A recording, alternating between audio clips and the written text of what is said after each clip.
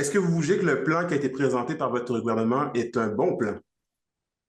Ben, il ne peut pas ne pas être un bon blanc, Anthony, dans la mesure où les priorités ont été établies par les élus et les partenaires locaux. Et c'est ça la beauté de la stratégie gouvernementale. Souvenez-vous, en 2024, l'année dernière, ma collègue, ministre des Affaires municipales, a formé un comité directeur avec les élus municipaux. Ils ont fait énormément de consultations et les priorités émanent de ces consultations-là. Et c'est ça qui est annoncé, puis c'est ça qui maintenant va être mis en œuvre euh, dans l'avenir.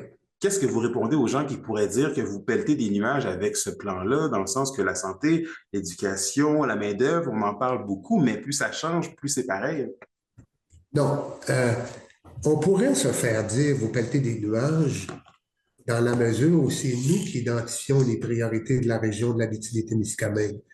Des personnes dans leur bureau à Québec ou Montréal qui identifient les priorités de la région de l'Abitibi-Témiscamingue.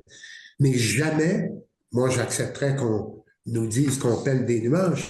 C'est vos élus. Puis vous avez des élus, des préfets qui sont extrêmement compétents, là, que j'ai appris à connaître dans les dernières années. Ils ont fait beaucoup de consultations, donc je leur fais confiance.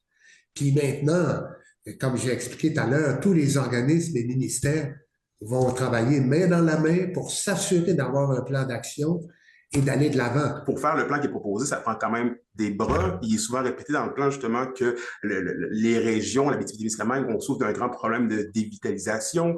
Les jeunes partent et ne reviennent pas nécessairement. Les gens vieillissent.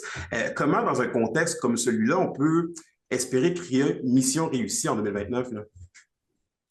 Question, Anthony. On a dans chacune des 18 régions au Québec ce qu'on appelle une conférence administrative régionale. Et ça, c'est tous les organismes, les ministères qui travaillent ensemble.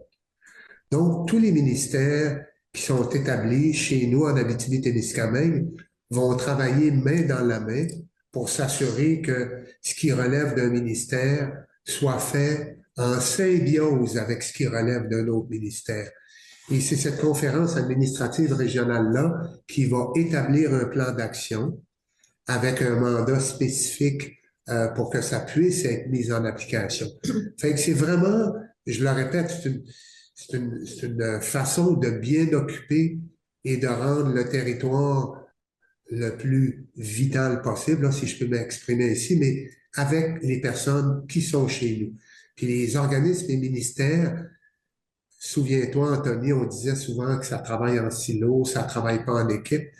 Et ça, ces conférences-là nous ont permis d'atteindre d'excellents résultats. Est-ce que le regroupement de certaines municipalités, comme on a pu voir, des Ouais. municipalités qui fusionnent ensemble pour assurer certains services, est-ce que vous jugez que c'est une avenue que les municipalités vont peut-être devoir entreprendre plus souvent pour assurer leur survie dans le temps, là, au vu de... C'est intéressant que c'est la première fois qu'on me pose cette question-là, mais tenant compte de l'étendue de notre territoire en Abitibi-Témiscamingue et de la communauté d'intérêt en matière de santé et services sociaux, je pense que la possibilité ou d'emprunter une avenue de partage ou de mise en commun de services, moi, je pense que oui, tout à fait.